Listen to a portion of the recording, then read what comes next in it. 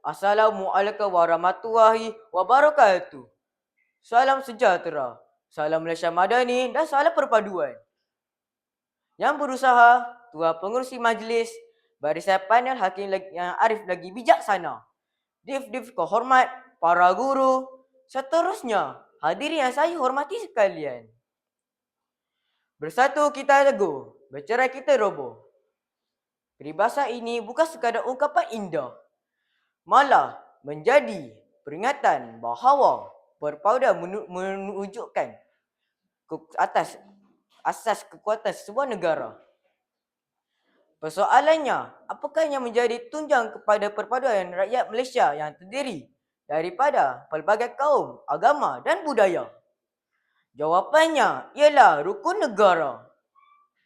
5 prinsip yang terkandung dalam rukun negara bukan sekadar lafaz yang diucapkan setiap kali perhimpunan sekolah, tetapi merupakan falsafah kebangsaan yang membentuk identiti rakyat Malaysia. Daripada 5 prinsip tersebut, saya memilih untuk menghuraikan prinsip keluhuran perlembagaan kerana di sinilah terletaknya asas kepada kestabilan, keharmonian dan kemakmuran negara.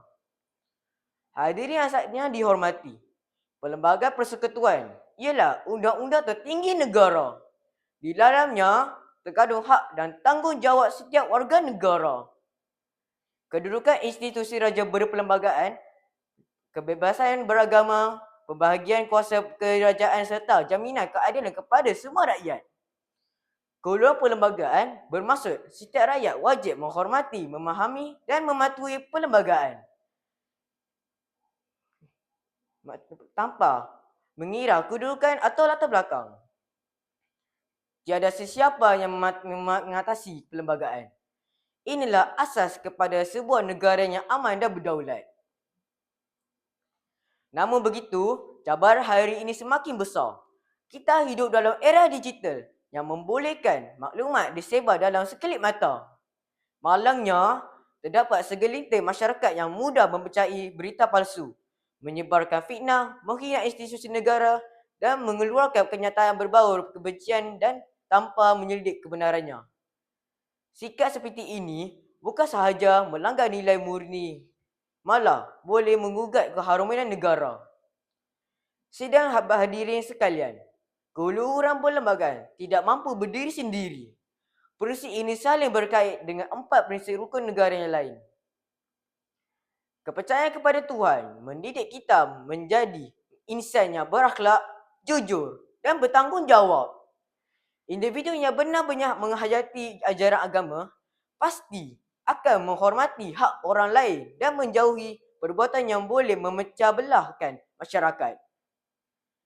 Kesetiaan kepada raja dan negara pula mengajar kita agar menghormati institusi raja berperlembagaan yang menjadi lambang perpaduan negara.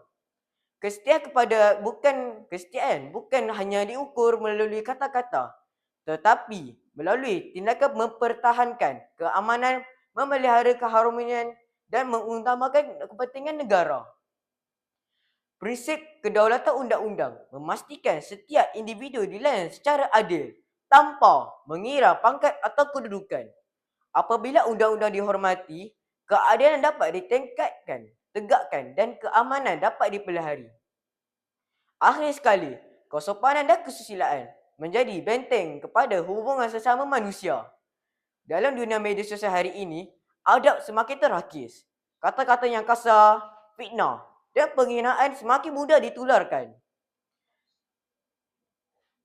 Sedangkan masyarakat yang bertamadun ialah masyarakat yang mampu berdiri berbeza pendapat tanpa memutuskan silaturahim. Hadirin yang saya hormati, sebagai generasi pewaris negara, apakah tanggungjawab kita? Pertama, fahamilah perlembagaan dan hayati rukun negara. Jangan sekadar menghafalnya, tetapi amalkan kehidupan seharian.